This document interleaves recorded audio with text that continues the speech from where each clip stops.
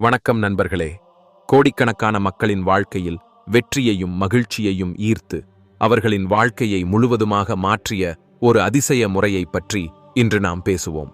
ஆம் நண்பர்களே, உங்கள் சப்கான்ஷியஸ் மைண்ட், அதாவது ஆழ்மனதின் சக்தியைப் பற்றி நாம் பேசுகிறோம். நாங்கள் சொல்லும் விஷயங்களை சாதாரணமாக எடுத்துக்கொள்ளும் தவறை செய்யாதீர்கள். ஏனென்றால் இந்த அறிவை நீங்கள் தவறவிட்டால் உங்கள் வாழ்க்கையில் வெற்றி பெறுவதற்கான அல்லது உங்கள் கனவுகளை நிறைவேற்றுவதற்கான வாய்ப்பை நீங்கள் இழக்க நேரிடும். இது ஆழ்மனதைப் பற்றிய ஒரு அதிசய முறையாக இருக்கப் போகிறது. ஏனெனில் நம் பெரும்பாலான நேரத்தை ஆழ்மனதை நம் வெற்றிக்கு பயன்படுத்தும் தகவல்களை சேகரிக்கும் முயற்சியில் தொடர்ந்து செலவிடுகிறோம். டாக்டர் ஜோசப் மர்ஃபி அவர்களும் பல ஆண்டுகள் இந்தியாவிலும் இருந்தார். உலகின் அனைத்து முக்கிய மதங்களையும் ஆய்வு செய்த பிறகு இந்த பிரபஞ்சம் முழுவதும் ஒரு பிரம்மாண்டமான சக்தி பரவியுள்ளது என்றும் அந்தச் சக்தி நம் உள்ளே உள்ளது என்றும் அவர் நம்பினார். அந்த சக்திக்கு doctor Joseph Murphy the power of subconscious mind என்று பெயரிட்டார். ஆம் நண்பர்களே, இன்று இந்த வீடியோவில் இந்த சக்தியைப் பற்றி விரிவாக புரிந்து கொள்வோம். உங்கள் ஆழ்மனதின் மாயாஜால சக்தியை பயன்படுத்த நீங்கள் கற்றுக்கொண்டால் உங்கள் வாழ்க்கையில் அற்புதங்கள் நிகழத் தொடங்கும். அதன் பிறகு நீங்கள் அடைய விரும்பும் அல்லது அடைய கனவு காணும் எல்லாவற்றையும் அடைவீர்கள். நீங்கள் அடைய விரும்பும் ஒவ்வொரு உச்சத்தையும் அடைவீர்கள். நீங்கள் கற்பனை செய்யாத அளவுக்கு உங்களிடம் பணம் இருக்கும். இந்த முறை உங்களை வெற்றிக்கான படிக்கட்டிற்கு அழைத்துச் செல்ல முடியும். இதன் மூலம் நாம் விரும்புவதை பெறலாம். இந்த முழு வீடியோவையும் நீங்கள் கவனமாக கேட்டு புரிந்து கொண்டு உங்கள் வாழ்க்கையில் பயன்படுத்தினால் நீங்கள் வாழ்க்கையில் வெற்றி பெறுவதை தடுக்க யாராலும் முடியாது என்று நான் உறுதியளிக்கிறேன். நீங்கள் வெற்றியின் ஒவ்வொரு உச்சத்தையும் தொடுவீர்கள். உங்கள் கனவுகள் அனைத்தும் நனவாகும். நீங்கள் கற்பனை செய்யாத அனைத்தையும் உங்கள் வாழ்க்கையில் பெற விரும்பினால் வீடியோவை முழுவதுமாக பாருங்கள். ஒரு புள்ளியையும் தவறவிடாதீர்கள். நண்பர்களே, உங்களுக்குள் ஒரு பெரிய மர்மமான புதையல் மறைந்துள்ளது.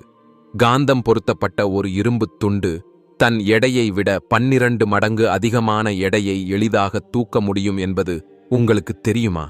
ஆனால் அதிலிருந்து காந்தத்தை நீக்கினால் ஒரு சிறிய துரும்பை கூட தூக்க முடியாது. அதேபோல உலகில் 2 வகையான மக்கள் உள்ளனர். ஒன்று, காந்த சக்தி கொண்டவர்கள், நம்பிக்கையும் ஆசையும் நிரம்பியவர்கள். அவர்கள்தான் வெற்றி பெறுவார்கள் என்றும் அவர்களுக்குத் தெரியும். மற்றவர்கள் காந்த சக்தி இல்லாதவர்கள். அவர்கள் எப்போதும் பயந்து பீதியடைந்து இருப்பார்கள். அவர்களுக்கு எல்லாவற்றிலும் சந்தேகம் இருக்கும். இந்த வகையான மக்கள் வாழ்க்கையில் முன்னேற முடியாது. நீங்களும் ஒரு காந்த மனிதராக மாறலாம். நீங்கள் கேட்டது சரிதான். ஆனால் நீங்கள் வரலாற்றின் மிகப்பெரிய இரகசியமான ஆழ்மனதின் சக்தியை புரிந்து கொண்டு அதை உங்கள் வாழ்க்கையில் பயன்படுத்தத் தொடங்க வேண்டும். இப்போது இந்த ஆழ்மனம் என்றால் என்ன என்பதை புரிந்து கொள்வோம். உண்மையில் உங்கள் மூளை ஒன்றுதான், ஆனால் அதற்கு 2 தெளிவான பகுதிகள் உள்ளன. 2 குணாதிசயங்களும் வேறுபட்டவை. ஒரு கோடு 2ஐயும் பிரிக்கிறது.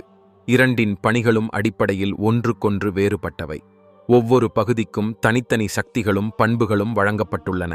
இவற்றை நாம் வெளிமனம் மற்றும் ஆழ்மனம் என்று அறிகிறோம். அதாவது அதிக தர்க்கம் செய்வது வெளிமனம் மற்றும் அணுகுவது மிகவும் கடினமான, மிகவும் நேரடியான, அதுவே ஆழ்மனம். வெளிமனம் மற்றும் ஆழ்மனம் எவ்வாறு இணைக்கப்பட்டுள்ளன என்பதை ஒரு கதையின் மூலம் புரிந்து கொள்வோம்.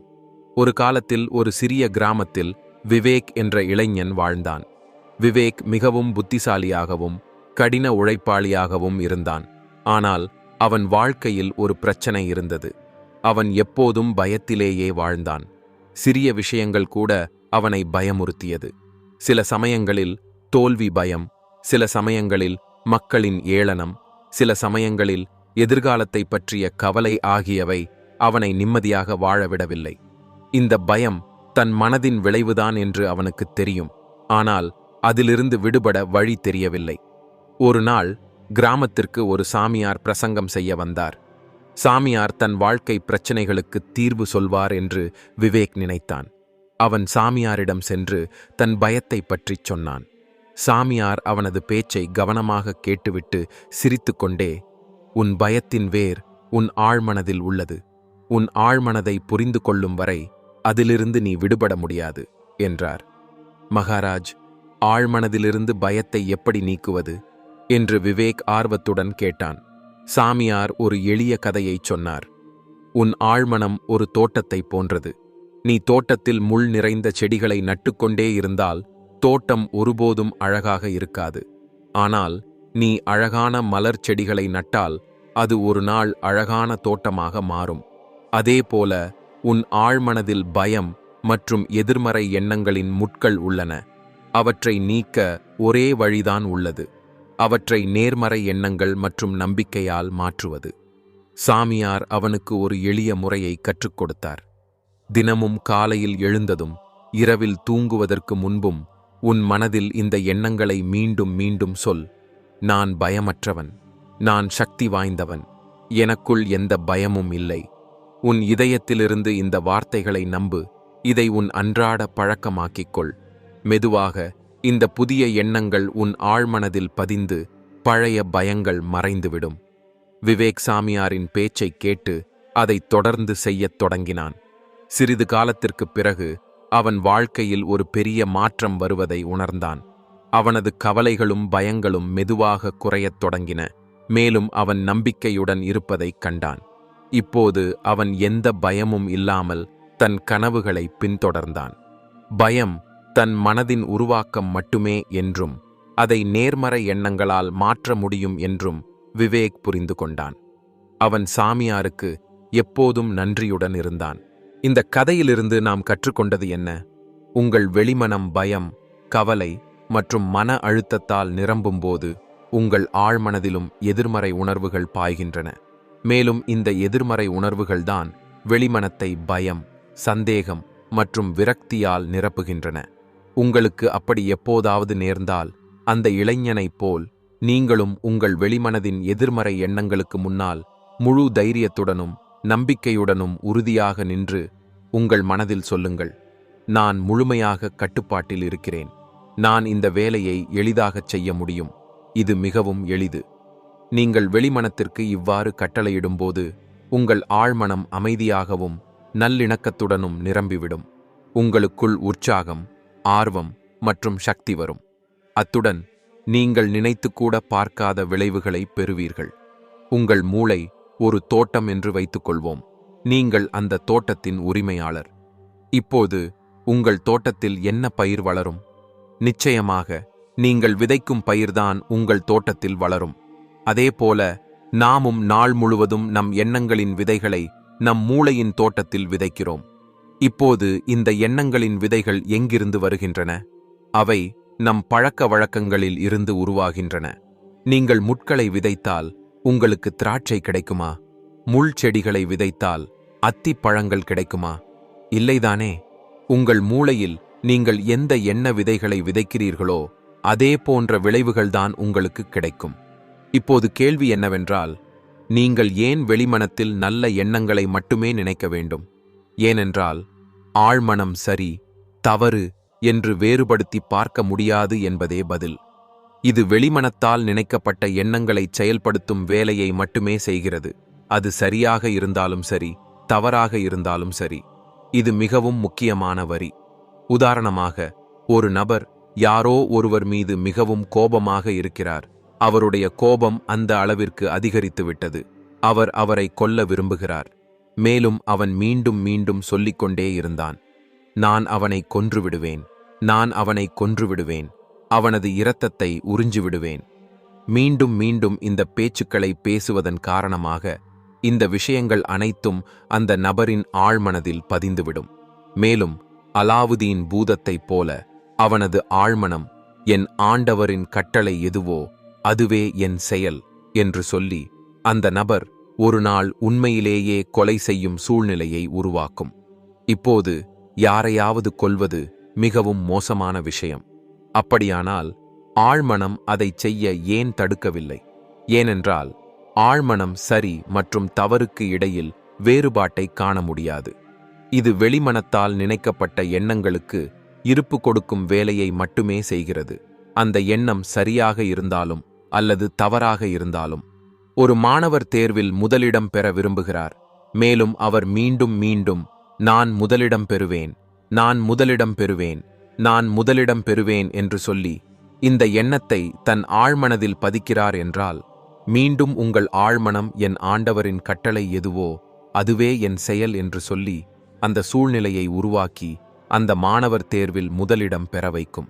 இந்த ஆழ்மனம் நீங்கள் அடைய விரும்பும் எல்லாவற்றையும் உண்மையில் கொண்டு வர முடியும். எனவே உங்கள் மூளைக்கு வரும் ஒவ்வொரு எண்ணமும் முக்கியமானது. உங்களுக்கு வலிமையையும் சக்தியையும் கொடுக்கும் எண்ணங்களுக்கு மட்டுமே உங்கள் மூளையில் இடம் கொடுங்கள்.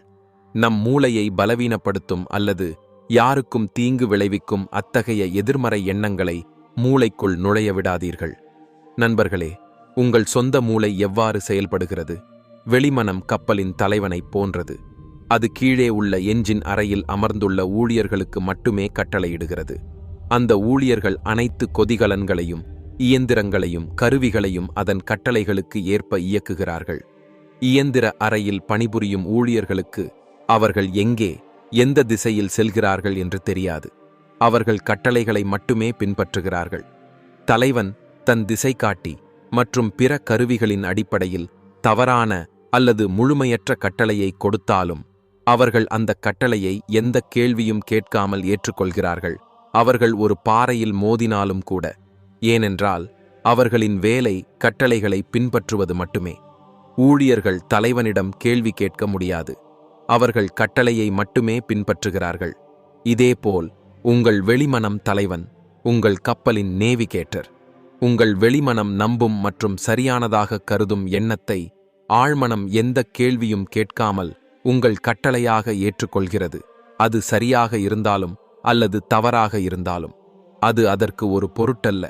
வெளிமனத்திலிருந்து ஒரு வார்த்தை அல்லது வாக்கியத்தை நீங்கள் மீண்டும் மீண்டும் பேசும்போது உங்கள் ஆழ்மனம் அதை ஏற்றுக்கொண்டு அதை நனவாக்கத் தொடங்குகிறது.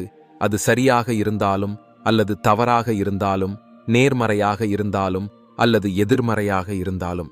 நீங்கள் மீண்டும் மீண்டும் எதிர்மறை விஷயங்களைச் சொல்லும்போது, இது மிகவும் கடினம், என்னால் இதைச் செய்ய முடியாது, நான் ஸ்மார்ட்டாகவோ அல்லது புத்திசாலியாகவோ இல்லை, நான் எந்த வேலைக்கும் லாயக்கில்லை, நான் முற்றிலும் பயனற்றவன், இது என்னால் செய்ய முடியாது, நான் பணக்காரனாக முடியாது. அப்போது உங்கள் ஆழ்மனம் உங்கள் வார்த்தைகளை ஏற்றுக்கொள்கிறது. மேலும் அது உங்களுக்கு அந்த விஷயத்தை பெறுவதை உண்மையிலேயே கடினமாக்கும் சூழ்நிலைகளை உருவாக்கத் தொடங்குகிறது. என்னால் இந்த காரை வாங்க முடியாது, என்னால் ஐரோப்பாவிற்கோ அல்லது வேறு எந்த இடத்திற்கோ பயணிக்க முடியாது, என்னால் இந்த வீட்டை வாங்க முடியாது என்று நீங்கள் சொல்லும் வரை உங்கள் ஆழ்மனம் உங்கள் எதிர்மறை கட்டளைகளை பின்பற்றும் என்பதை அறிந்து கொள்ளுங்கள். மேலும் நீங்கள் வாழ்நாள் முழுவதும் பற்றாக்குறையில் வாழ்வீர்கள். ஆனால் அதற்கு பதிலாக நீங்கள், இது மிகவும் எளிது, நான் மிகவும் ஸ்மார்ட்டும் புத்திசாலியும், நான் 100% பணக்காரன் ஆவேன், நான் இந்த காரை வாங்குவேன் என்று சொன்னால், உங்கள் ஆழ்மனம் எந்த கேள்வியும் கேட்காமல் இதை உண்மை என்று நம்பி நீங்கள் அந்த விஷயத்தை அடையும் சூழ்நிலைகளை உருவாக்கத் தொடங்கும். இது உங்களுக்கு விசித்திரமாகத் தோன்றலாம், ஆனால் இதுதான் உண்மை. ஒரு இளம் பாடகி பாடுவதற்கான ஆடிஷனுக்கு அழைக்கப்பட்டார்.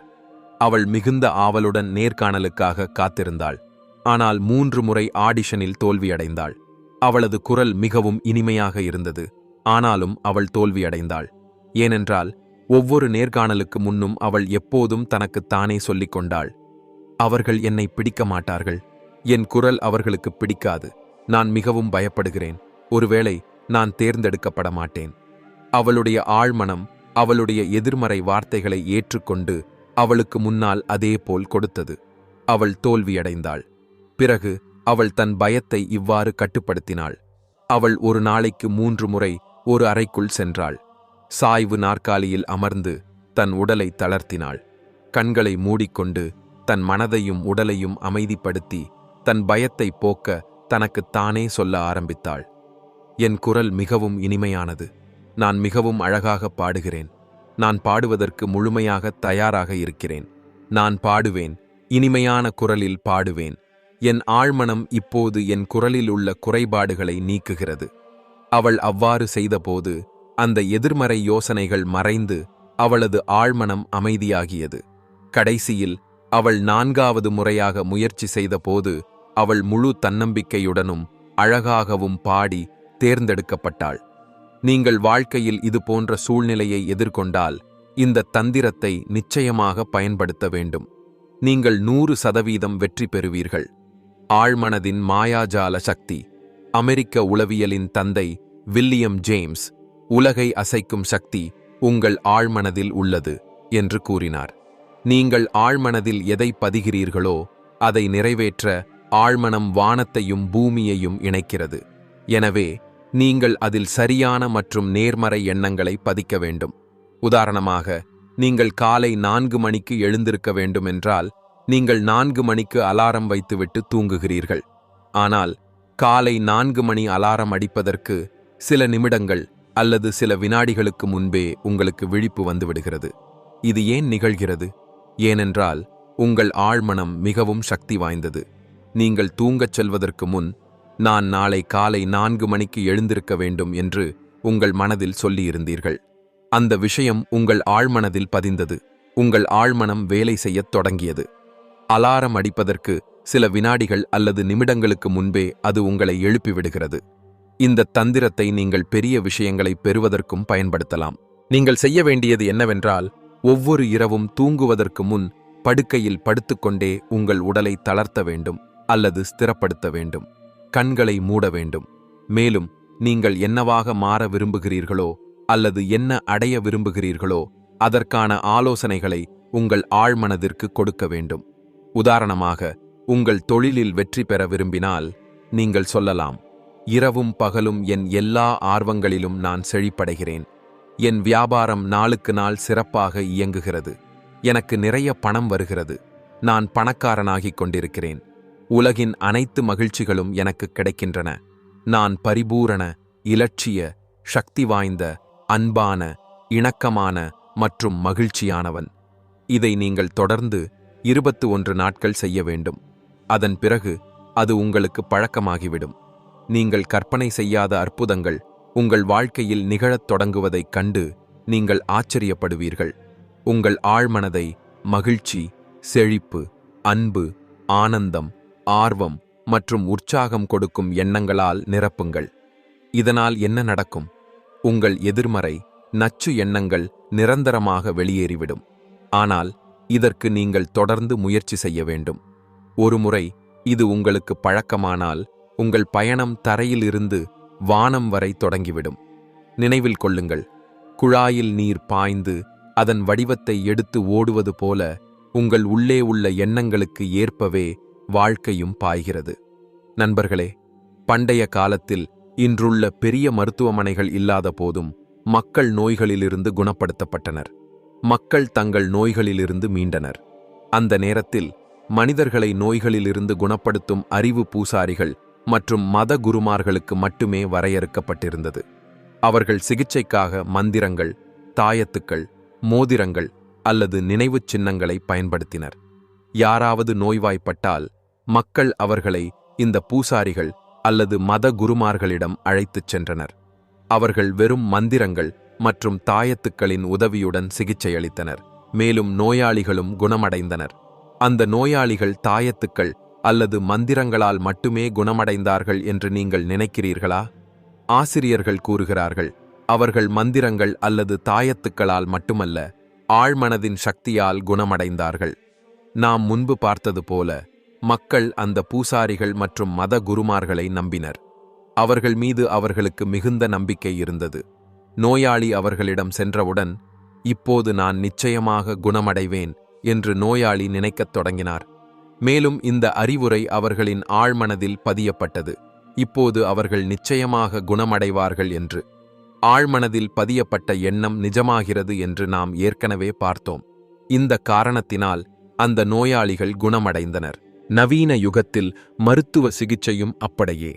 டாக்டர் காயம் மீது கட்டுகளை போடுகிறார், மேலும் கடவுள் அதை குணப்படுத்துகிறார். இங்கே கடவுள் என்ற வார்த்தை ஆழ்மனத்தை குறிக்க பயன்படுத்தப்பட்டுள்ளது. எந்த ஒரு மருத்துவரோ அல்லது அறுவை சிகிச்சை நிபுணரோதான் நோயாளியை முழுமையாக குணப்படுத்தியதாக கூற முடியாது. சிகிச்சையின் சக்தி ஒன்றுதான். இது இயற்கை, வாழ்க்கை, கடவுள், ஆக்கப்பூர்வமான அறிவு போன்ற வெவ்வேறு பெயர்களால் அழைக்கப்படுகிறது. ஆனால் உண்மையில் இவை அனைத்தும் ஆழ்மனதின் சக்தியை குறிக்கும் வெவ்வேறு வழிகள். இடமாற்று விளைவு, பிளசிபோ எஃபெக்ட். உதாரணமாக, ஒரு நோயாளிக்கு நாக்கில் பக்கவாதம் ஏற்பட்டது. அனைத்து வகையான மருத்துவ சிகிச்சைகளும் பயனற்றதாகிவிட்டன. அவரது மருத்துவர் அவரிடம் ஒரு புதிய கருவி இருப்பதாகவும் அது குணமடையும் என்று அவர் நம்புவதாகவும் நோயாளிக்கு கூறினார். மருத்துவர் ஒரு பாக்கெட் வெப்பமானியை நோயாளி வாயில் வைத்தார். அந்த புதிய கருவி தன்னை குணப்படுத்துவதற்காக வைக்கப்பட்டுள்ளது என்று நோயாளி கற்பனை செய்தான்.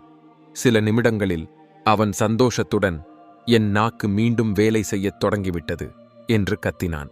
இதேபோல் ஒரு இளம்பெண் மருத்துவரிடம் வந்தாள்.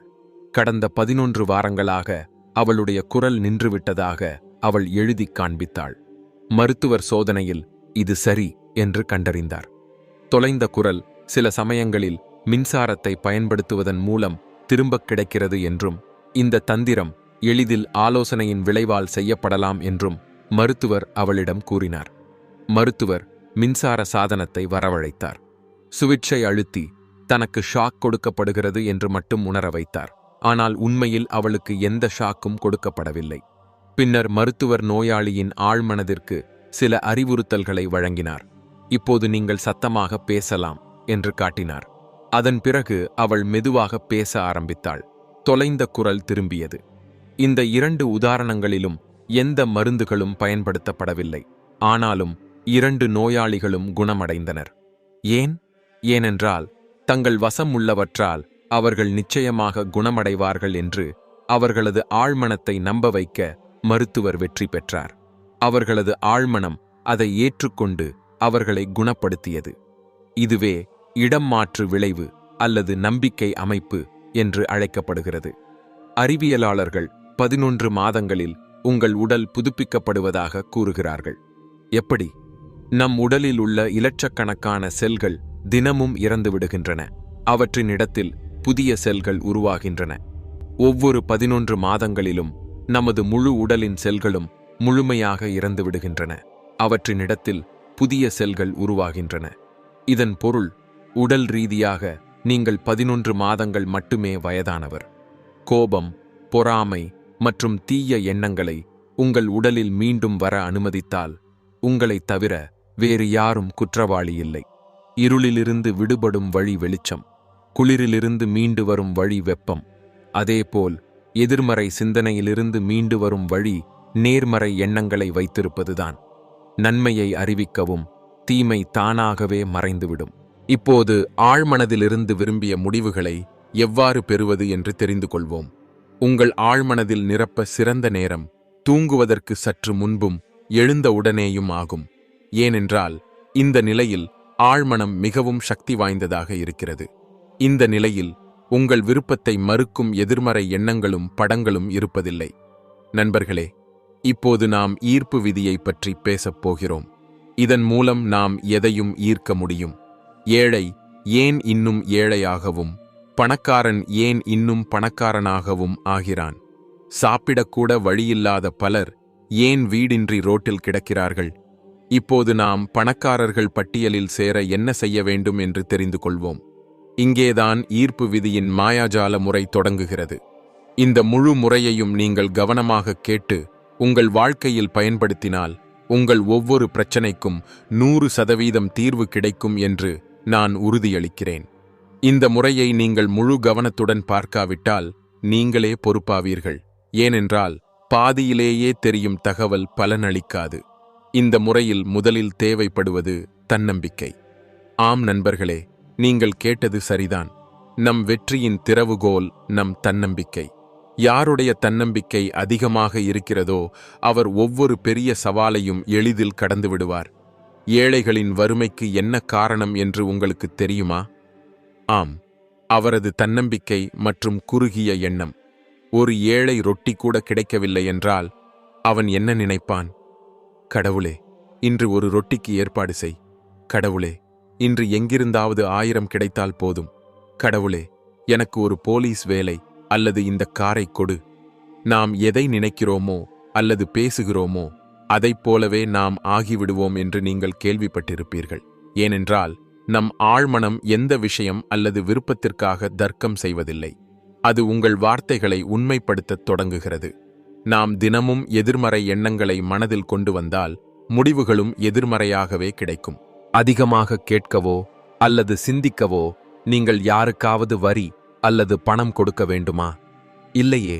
அப்படியானால் உங்கள் எண்ணங்களையும் விருப்பங்களையும் ஏன் கட்டுப்படுத்துகிறீர்கள்?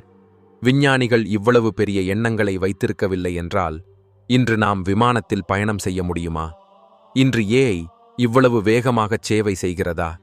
இதையெல்லாம் செய்வதற்கு முன்பு யாரோ ஒருவர் நினைத்திருப்பார். எனவே நீங்கள் உண்மையில் வெற்றிகரமான நபராக மாற விரும்பினால் உங்கள் சிந்தனையின் எல்லையை விரிவாக்குங்கள். முடிந்தவரை பெரிதாக சிந்தியுங்கள். உங்கள் சப்கான்ஷியஸ் மைண்டிற்கு என்ன வேண்டும் என்று தெரியாவிட்டால், அல்லது நீங்கள் என்ன விரும்புகிறீர்கள் என்று உங்களுக்கு நம்பிக்கை வரவில்லை என்றால், உதாரணமாக உங்களுக்கு ஒரு கார் வேண்டும் என்று வைத்துக்கொள்வோம். நீங்கள் இணையத்தில் தேடி மிகவும் விலையுயர்ந்த கார் எது என்று பார்க்க வேண்டும். அதன் விலை என்ன நிறத்தில் இருக்க வேண்டும் என்று உங்களுக்கு தெரிந்திருக்க வேண்டும். காலையில் எழுந்ததும் இரவில் தூங்கும் போதும் அதை பற்றி ஒருமுறையாவது நினைக்க வேண்டும். முடிந்தால் அதன் புகைப்படத்தை எடுத்து உங்கள் அறையிலும் உங்கள் பணப்பையிலும் வைத்துக் கொள்ளுங்கள். அதாவது அது என்னிடம் இருக்கிறது என்று உங்களுக்கு நீங்களே நம்பிக்கை கொடுக்க வேண்டும். பணக்காரர்கள் நாளுக்கு நாள் பணக்காரர்களாக ஆகிறார்கள். ஏனெனில் இதைத்தான் அவர்கள் செய்கிறார்கள். ஏழைகளுக்கு இது தெரியாது. அதனால் அவர்கள் எப்போதும் குறைவாகவே கேட்கிறார்கள். நீங்கள் காலையில் உங்கள் கனவை நினைவில் வைத்திருந்தால் உங்கள் மூளையில் ஒருமுறை அழுத்தம் கொடுத்து பாருங்கள். 10 நாட்களுக்கு முன்பு நான் விட்டுவிட்ட சிந்தனை இது என்று நீங்கள் உணர்வீர்கள். நீங்கள் சிந்திக்கத் தொடங்கி பாதியில் விட்ட கதை கனவில் தெரியத் தொடங்கும். இது ஏன் நடக்கிறது? ஏனென்றால் நம் சப்கான்ஷியஸ் மைண்ட் தூங்குவதில்லை. அது இரவு முழுவதும் நம் கனவுகளுடன் விளையாடுகிறது. நம் ஆழ்மனம் நமக்கு கனவுகளை காட்டத் தொடங்குகிறது. அவை நாம் பாதியில் விட்டுவிட்ட எண்ணங்களாக இருக்கக்கூடும். இந்த மூளையின் சக்தியை நாம் இன்னும் முழுமையாக புரிந்து கொள்ளவில்லை. நம் மூளையின் சக்தியை முழுமையாக புரிந்து கொண்டால் இழந்த ஆட்டத்திலும் நீங்கள் வெற்றி பெறலாம். டாக்டர் ஜோசப் மர்ஃபி எழுதிய the power of your subconscious mind என்ற புத்தகம் ஒரு அற்புதமான புத்தகம். அவர் இந்தியாவில் நிறைய நேரம் செலவிட்டதால் நமது வேத சாஸ்திரங்களின் தாக்கத்தையும் அவரது புத்தகத்தில் காணலாம். அவர் பல ஆய்வுகளை மேற்கொண்டார். ஜோசப் மர்ஃபி தனது வாழ்க்கையில் பல புத்தகங்களை எழுதியிருந்தாலும் the power of your subconscious mind மிகவும் பிரபலமானது. அதில் 20 அத்தியாயங்கள் உள்ளன. ஆனால் இந்த வீடியோவில் மிகவும் சக்தி வாய்ந்த மற்றும் அதிசயமான 10 அத்தியாயங்களை பற்றி மட்டுமே நான் உங்களுக்குச் சொல்கிறேன். இந்த புத்தகத்தின் முழு கதையும் இந்த வீடியோவில் உங்களுக்கு புரியும். ஜோசப் மர்ஃபி தனது புத்தகத்தில் எழுதுகிறார், நாம் முழு மனதுடனும் பக்தியுடனும் பிரார்த்தனை செய்தால் நமது பிரார்த்தனை எப்போதும் பலனளிக்கும். ஆனால் பலரின் பிரார்த்தனைகள் பலனளிப்பதில்லை. ஏனெனில் அவர்களுக்கு சரியான நுட்பம் தெரியாது, அல்லது அவர்கள் முழு மனதுடனும் முழு பக்தியுடனும் முழு அர்ப்பணிப்புடனும் பிரார்த்தனை செய்யவில்லை. நம் பிரார்த்தனைகள் நம் நம்பிக்கையின் அடிப்படையில் வேலை செய்கின்றன.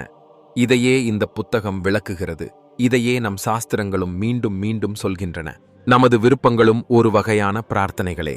உங்கள் சப்கான்ஷியஸ் மைண்டை கட்டுப்படுத்த அல்லது அதை புரிந்து கொள்ள நீங்கள் கற்றுக்கொண்டால் இந்த பிரார்த்தனை உங்களுக்கு ஒரு மாயாஜாலத்தைப் போல வேலை செய்யும். இந்த அதிசயம் உங்கள் வாழ்க்கையிலும் நடக்கத் தொடங்கும். முதல் அத்தியாயத்தில் உங்களுக்குள் ஒரு புதையல் மறைந்துள்ளது என்று உங்களுக்கு தெரியுமா என்று ஆசிரியர் கேட்கிறார். ஒரு காந்தத் துண்டு அதன் எடையை விட 20 மடங்கு அதிகமான எடையை தூக்க முடியும் என்று நீங்கள் பார்த்திருப்பீர்கள். அந்த காந்த சக்தியை அகற்றினால் அது ஒரு பறவையின் இறகை கூட தூக்க முடியாது. இதேபோல் உலகில் 2 வகையான மக்கள் உள்ளனர். முதலாவது காந்த சக்தி கொண்டவர்கள். இரண்டாவதாக என்னால் எதையும் செய்ய முடியும் என்று நம்பும் மக்கள். காந்த சக்தி கொண்டவர்கள் அற்புதங்களைச் செய்து காட்டுவார்கள். அவர்கள் வெற்றி பெறுவதற்காகவே பிறந்தவர்கள் என்று அவர்களுக்குத் தெரியும். மற்றவர்கள் தங்களை தாங்களே சந்தேகிக்கிறார்கள். என்னால் முடியுமா? இது என்னால் செய்ய முடியுமா? ஒருவேளை நான் தோல்வியடைந்தால் என்ன செய்வது? நான் இந்த வேலையில் பணத்தை போட்டால் இது நடக்குமா? இவர்கள் தொடர்ந்து பயப்படுகிறார்கள். இவர்களின் மனதில் ஒரு பயம் உட்கார்ந்து விடுகிறது. மேலும் இவர்கள் முன்னேற எப்போதும் அஞ்சுகிறார்கள். இவர்கள் வாழ்க்கையில் எதையும் அடைய முடியாது. ஆனால் காந்த சக்தி கொண்ட மக்கள் தங்கள் திறனைக் காட்டிலும் 20 மடங்கு அதிகமாக அடைய முடியும் என்று நினைக்கிறார்கள். இது எப்படி நடக்கிறது என்பதை பற்றித்தான் the power of your subconscious என்ற புத்தகம் விளக்குகிறது. உலகில் 2 வகையான மக்கள் உள்ளனர். ஒருவர் என்னால் முடியாது, நான் வெளிநாடு செல்ல முடியாது, பெரிய கார் வாங்க முடியாது, பெரிய வேலை கிடைக்காது என்று சொல்பவர். மற்றவர், ஆம், என்னால் முடியும், நான் விலையுயர்ந்த கார் வாங்குவேன், உலகம் முழுவதும் நிறைய சுற்றுவேன், நிறைய சம்பாதிப்பேன், நிறைய மகிழ்ச்சிகளை பெறுவேன், என் மக்களை மகிழ்ச்சியாக வைப்பேன் என்று எல்லாவற்றிற்கும் ஆம் என்று சொல்பவர். நீங்கள் என்னவாக இருக்க வேண்டும் என்பதை நீங்கள்தான் தீர்மானிக்க வேண்டும். 2வது அத்தியாயத்தில் நம் மூளை எவ்வாறு வேலை செய்கிறது என்பதை பற்றி பேசுகிறோம். வெளிமனம் மற்றும் ஆழ்மனம் இரண்டும் நம் மூளையின் நண்பர்கள். வெளிமனம் காரணமாகவே நம்மால் பார்க்க, கேட்க, புரிந்து கொள்ள முடிகிறது. ஆனால் நாம் தூங்கச் செல்லும்போது நம் வெளிமனமும் தூங்கிவிடும். அதன் பிறகு நம் ஆழ்மனம் வேலை செய்யத் தொடங்குகிறது. உங்கள் ஆழ்மனம் நம் கட்டுப்பாட்டில் இல்லாத பகுதி. நாம் தூங்கும்போது கூட அது விழித்திருக்கும். இது எப்போதும் சுறுசுறுப்பாக இருக்கும். வெளிமனத்தின் உதவியுடன் நீங்கள் நினைத்ததும், நீங்கள் பாதியில் விட்டுவிட்டதும் ஆழ்மனதில் சேகரிக்கப்பட்டிருக்கும். அதன் பாதியிலேயே விடப்பட்ட கதை நம் ஆழ்மனதில் ஓடத் தொடங்குகிறது. எனவே நீங்கள் நன்றாக நினைத்தால் நல்லது நடக்கத் தொடங்கும். பெரிதாக நினைத்தால் பெரிதாக நடக்கத் தொடங்கும். நம் மனமும் இதேபோல் வேலை செய்கிறது. 3வது அத்தியாயம் மிகவும் முக்கியமானது. The miracle working power of your subconscious mind. இந்த ஆழ்மனம் 24 மணி நேரமும் வேலை செய்கிறது. இது நமது உடலின் அனைத்து முக்கிய செயல்முறைகளையும் கட்டுப்படுத்துகிறது. மேலும் ஒவ்வொரு பிரச்சனைக்கும் தீர்வு தெரியும். நம் ஆழ்மனதில் ஒவ்வொரு பிரச்சனைக்கும் தீர்வு உள்ளது என்று சொல்லலாம். இதை கட்டுப்படுத்த வேண்டியது அவசியம். உங்கள் வாழ்க்கையில் ஒரு பிரச்சனை வந்து அதிலிருந்து நீங்கள் விடுபட விரும்பினால், உங்கள் கவனம் முழுவதும் பிரச்சனை மீது மட்டுமே இருந்தால் உங்களுக்கு தீர்வு கிடைக்காது. இந்த சூழ்நிலையில் நீங்கள் உங்கள் ஆழ்மனத்தை வழிநடத்த வேண்டும். நீங்கள் தீர்வு பற்றி சிந்திக்கத் தொடங்குங்கள். உங்களுக்கு ஒரு நல்ல வேலை, நல்ல துணையை அல்லது தொழிலை பெரிதாக்க விரும்பினால், உங்களுக்கு அது நடப்பது போல கற்பனை செய்யத் தொடங்க வேண்டும். நீங்கள் இதை உணர்கிறீர்கள். இவை அனைத்தும் உங்களுடன் நடக்கின்றன. உங்கள் கவனம் அனைத்தும் ஆம், இது நடக்கிறது என்பதில் இருக்க வேண்டும். நீங்கள் கார் வாங்க விரும்பும்போது அதே போன்ற கார்கள் உங்கள் கண்ணில் படத் தொடங்குவதை நீங்கள் உணர்ந்திருப்பீர்கள். நம் ஆழ்மனம் நாம் வேலை செய்யத் தொடங்கும் திசையை நோக்கி ஓடத் தொடங்குகிறது. நீங்கள் பிரச்சனை பிரச்சனை என்று பேசிக்கொண்டே இருந்தால் உங்களுக்கு ஒருபோதும் தீர்வு கிடைக்காது. நீங்கள் தீர்வை மனதில் வைத்திருந்தால் உடனடியாக தீர்வு உங்கள் முன் நிற்கும். 4வது அத்தியாயம், பவர் ஆஃப் ஹீலிங். இது ஒரு முக்கியமான மற்றும் அதிசயமான சக்தி. The power of your subconscious mind. புத்தகத்தின் எழுத்தாளர் ஜோசப் மர்ஃபி கூறுகிறார், ஒரு மனிதரின் தந்தை நோய்வாய்ப்பட்டிருந்தார். அவருடைய நுரையீரல் சேதமடைந்திருந்தது. மருத்துவர்களால் அவரது ஆரோக்கியத்தை மேம்படுத்த முடியவில்லை. அப்போது ஜோசப் மர்ஃபி ஒரு சிலுவையை கொண்டு வந்து, இது 50 ஆண்டுகள் தவம் செய்த ஒரு பூசாரியின் புனிதமான மற்றும் அதிசயமான சிலுவை என்று கூறுகிறார். தந்தை அந்த சிலுவையை தன் மார்பில் வைத்துக்கொண்டு அதில் காயங்களை குணப்படுத்தும் சக்தி உள்ளது என்று நினைத்து தூங்கச் சென்றார். அந்த குணப்படுத்தும் சக்தியின் சுய ஆற்றலால் அவரது நோய் குணமாகிவிடுகிறது. சில நாட்களுக்குப் பிறகு அவர் ஆரோக்கியமாகி விடுகிறார். அந்த சிலுவை போலியானது. நான் எனது தெருவில் உள்ள கடையில் வாங்கி அதில் புனித சக்தி உள்ளது என்று தந்தையிடம் கொடுத்திருந்தேன். தந்தை அதை தன் மார்பில் வைத்தவுடன் சில நாட்களிலேயே நோய் குணமாகிவிட்டது. ஏனென்றால் அவர் தன் ஆழ்மனதிற்கு, இதில் புனித சக்திகள் உள்ளன, நான் இப்போது குணமாகி விடுவேன் என்று சிக்னல் கொடுத்தார். ஜோசப்பின் தந்தை ஆழ்மனதின் குணப்படுத்தும் சக்தியால் குணமாகிவிட்டார். நாம் நம் காயங்களை குணப்படுத்த விரும்பினால் அதில் காயங்களை குணப்படுத்தும் திறன் உள்ளது. 5வது அத்தியாயம், ஆழ்மனமும் ஆன்மீகத்தின் அற்புதங்களும் பற்றி பேசுகிறது. நாம் தூங்கும்போது வெளிமனம் தூங்கிவிடுகிறது. அதன் பிறகு ஆழ்மனம் வேலை செய்யத் தொடங்குகிறது. வேலை செய்து கொண்டே இருப்பது மிகவும் அவசியம். ஏனென்றால் இது நம் உடலின் மற்ற உறுப்புகளையும் கண்காணிக்கிறது. இரத்த ஓட்டம் சரியாக இருக்கிறதா, இதயத் துடிப்பு அடிக்கிறதா, உணவு ஜீரணமாகுகிறதா, சிறுநீர் உருவாகிறதா, சிறுநீர் அமைப்பு வேலை செய்கிறதா என்று கண்காணிக்கிறது. ஆழ்மனம் செய்யும் மிக முக்கியமான வேலைகளில் ஒன்று நாம் பகலில் அதிகம் கவனம் செலுத்திய எண்ணங்களை செயல்படுத்துவது. இது வேலையில்லாத எண்ணங்களை நினைவகத்திலிருந்து அழிக்கிறது. மாதங்களுக்கு முன்பு நடந்ததை நீங்கள் நினைவில் வைத்திருக்க முடியாது, ஏனெனில் அது அழிக்கப்படுகிறது. ஆனால் நீங்கள் நிறைய சிந்தித்த, எல்லா கவனத்துடனும் கவனம் செலுத்திய ஒரு எண்ணம் இருந்தால் அந்த விஷயம் மீண்டும் மாற்றப்படுகிறது. நாம் பாதியில் விட்ட கதை அங்கிருந்துதான் கனவாகத் தொடங்குகிறது. அது மட்டுமல்லாமல் நம் ஆழ்மனம் நம்மை குணப்படுத்துகிறது. நாம் தூங்கும்போது நம் காயங்கள், உள் தசைகளில் ஏற்படும் வலி ஆகியவற்றை சரி செய்கிறது. நாம் காலையில் எழுந்திருக்கும் போது நாம் புத்துணர்ச்சியுடன் இருப்பதை பார்த்திருப்பீர்கள். நம் மனதில் எதிர்மறை எண்ணங்கள் இருக்காது. ஏனென்றால் நம் மனம் அதை சுத்தப்படுத்துகிறது. அந்த நேரத்தில் நீங்கள் அவரை மன்னித்திருக்கலாம். நம் ஆழ்மனதில் இவ்வளவு குணப்படுத்தும் சக்தி இருக்கிறது. அதை நாம் 10 மடங்கு அதிகரிக்க முடியும். நாம் நம் ஆழ்மனதை நிரல் செய்யலாம். பிராயரம் கணினியில் நிரல் செய்வது போல நீங்கள் தூங்குவதற்கு முன் உங்கள் மனதை நிரல் செய்ய வேண்டும். நான் தூங்குவதற்கு முன் எல்லோரையும் மன்னிக்கிறேன். நான் இப்போது மகிழ்ச்சியாக இருக்கிறேன். உங்கள் ஆழ்மனதிற்கு இவ்வாறு சொல்லுங்கள்: என்னை மகிழ்ச்சியாகவும் ஆரோக்கியமாகவும் வைத்திரு.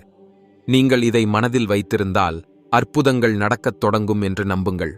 அடுத்த நாள் காலையில் உங்கள் வாழ்க்கையில் ஒரு புதிய காலை தொடங்குவதை பார்ப்பீர்கள். உங்கள் வயதும் அதிகரிக்கத் தொடங்கும்.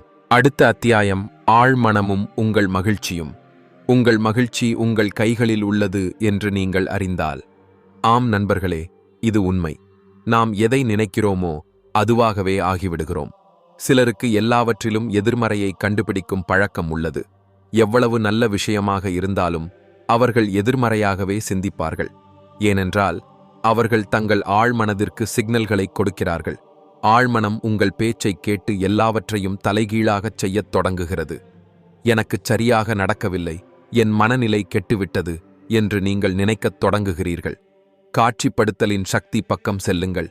நீங்கள் ஒரு அமைதியான இடத்தில் அமர்ந்திருப்பது போல கற்பனை செய்யத் தொடங்குங்கள். எல்லாம் நன்றாக நடக்கிறது. கண்களை மூடிக்கொண்டு நல்லதை சிந்திக்கத் தொடங்குங்கள். இது தவிர நீங்கள் செய்யக்கூடிய மற்றொரு வேலை உங்களுக்கு நீங்களே நேர்மறை உறுதிமொழிகளை பயன்படுத்தத் தொடங்குவது.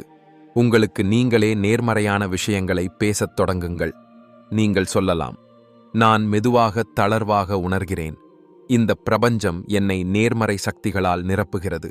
அந்த சர்வவல்லவர் என்னை பாதுகாக்கிறார். நான் அமைதியாக இருக்கிறேன். எனக்குள் மகிழ்ச்சி மட்டுமே நுழைகிறது. நீங்கள் இவ்வாறு பேசத் தொடங்கும்போது உங்களுக்கு நீங்களே நேர்மறை அறிக்கைகளை கேட்கத் தொடங்குவீர்கள். பிறகு உங்களுக்குள் நேர்மறை அதிர்வுகள் வரத் தொடங்கும். மூளை அமைதியடையும். அடுத்த அத்தியாயம்: ஆழ்மனதின் உதவியுடன் நீங்கள் மனப்பிரச்சனைகளையும் தீர்க்க முடியும் என்று கூறுகிறது. உங்கள் திருமண வாழ்க்கையை, உங்கள் காதல் வாழ்க்கையை மகிழ்ச்சியாக வைத்திருக்க முடியும். எல்லாம் நன்றாக நடக்கிறது என்று காட்சிப்படுத்தத் தொடங்குங்கள். யாரிடமாவது உங்களுக்கு சண்டை ஏற்பட்டிருந்தால் இருவரும் கண்களை மூடிக்கொண்டு, நான் மன்னிக்கிறேன், நாங்கள் இருவரும் அன்புடன் பேசிக்கொள்கிறோம் என்று காட்சிப்படுத்துங்கள். இந்த காட்சிப்படுத்தல் ஒரு பெரிய விஷயம். நாம் என்ன நினைக்கிறோமோ அது நடக்கத் தொடங்குகிறது. நீங்கள் நீண்ட நாட்களாக எங்காவது சுற்றுப்பயணம் செய்யவில்லை என்றால் நாம் சுற்றுப்பயணம் செல்கிறோம் என்று நீங்கள் விரும்பலாம்.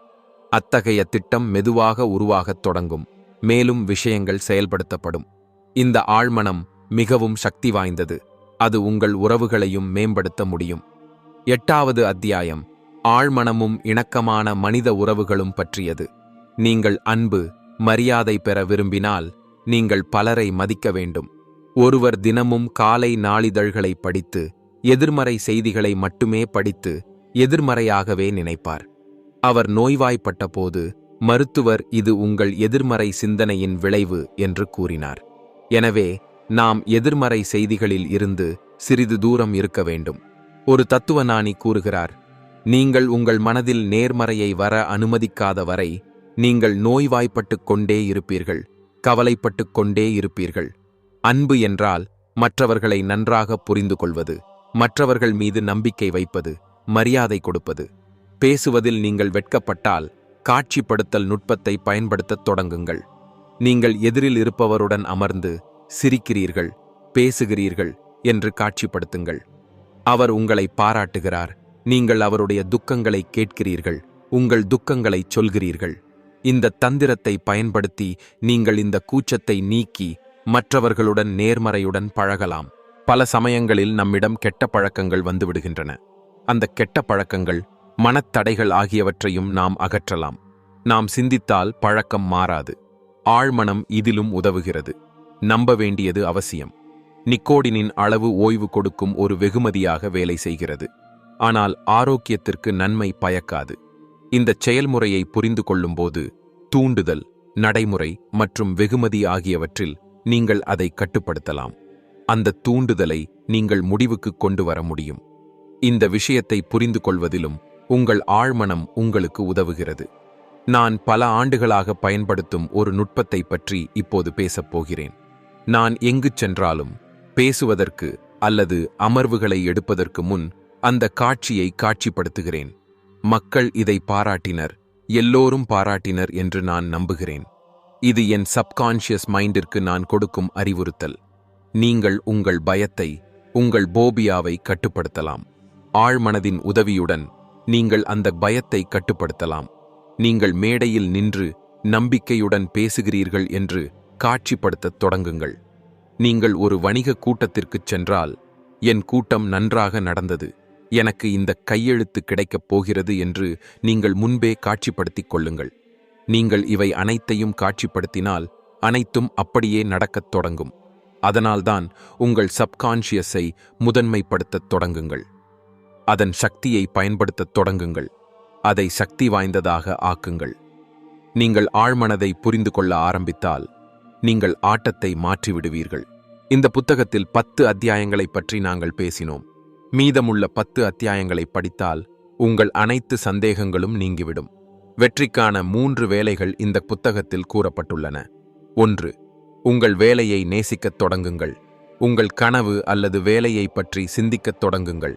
உங்கள் கனவு நிச்சயமாக நிறைவேறும். 2. உங்கள் கனவு வேலை கிடைத்தாலும் அதில் மேலும் வெற்றியை அடையத் தொடங்குங்கள். 3. உங்கள் வேலையின் நோக்கம் என்ன என்பதை நினைவில் கொள்ளுங்கள். எப்போதும் சமூகத்திற்கு உதவுங்கள். மனித நேயத்தின் பக்கம் உங்கள் கால்களை எடுத்து வையுங்கள். ஆழ்மனம் எப்போதும் உங்களுக்கு நல்லது செய்ய விரும்புகிறது. அதற்குச் சரியான சிக்னலையும் சரியான கட்டளையையும் கொடுக்க வேண்டியது அவசியம். இதுபோன்ற தகவல் நிறைந்த வீடியோக்களை பார்க்க சேனலை சப்ஸ்கிரைப் செய்ய மறக்காதீர்கள். மிக விரைவில் மற்றொரு புதிய வீடியோவுடன் உங்களை சந்திக்கிறேன். அதுவரை உங்களை கவனித்துக் கொள்ளுங்கள். நன்றி.